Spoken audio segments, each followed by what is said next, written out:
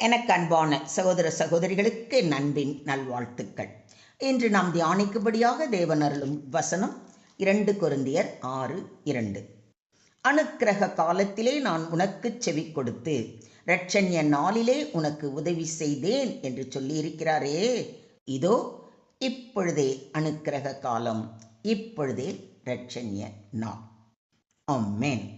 இன்றைய தியான வசனம் நமக்கு ஒரு முக்கியமான உண்மையை நினைவுபடுத்துகிறது. தேவனுடைய கிருபையை தள்ளி போடக்கூடாது. அனுக்கிரக காலம் என்பது தேவன் நமக்கு கொடுத்திருக்கும் வாய்ப்பு. நாம் தேவனுக்கு தகுதியானவர்கள் என்பதால் அல்ல, அவருடைய கிருபையினால்தான் ரட்சிப்பு நமக்கு கிடைக்கிறது. நாம் செய்த பாவங்களையும் தவறுகளையும் நினைத்து தேவன் என்னை ஏற்றுக்கொள்வாரா என்று கவலைப்பட வேண்டியது இல்லை. மனம் திரும்பி அவரிடம் வருகிறவர்களை அவர் அன்போடு ஏற்றுக்கொள்கிறார். இப்பொழுதே என்பது நாளைக்கு என்று தள்ளி போடாதே.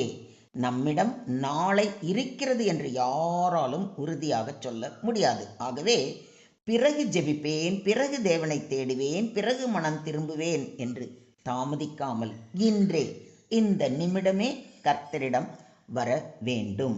இரட்சண்ய நாள் என்பது இயேசுவின் ரட்சிப்பை ஏற்றுக்கொள்ளும் நாள். ரட்சிப்பு என்பது வெறும் எதிர்காலத்தில் கிடைக்கப் போகும் ஆசீர்வாதம் அல்ல.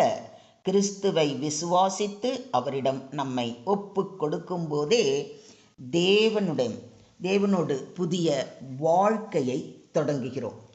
எனவே தேவனுடைய அழைப்பை அலட்சியம் செய்யாதிருப்போம். இன்று நமக்கு கிடைத்திருக்கும் கிருபையின் நேரத்தை பயன்படுத்துவோம். நாளை அல்ல, இப்பொழுதே. பிறகு அல்ல, இன்றே. தாமதம் அல்ல. தேவனுடைய கிருபையை இப்பொழுதே ஏற்றுக்கொள்வோம். தேவனுக்கே மகிமை உண்டாவதாக.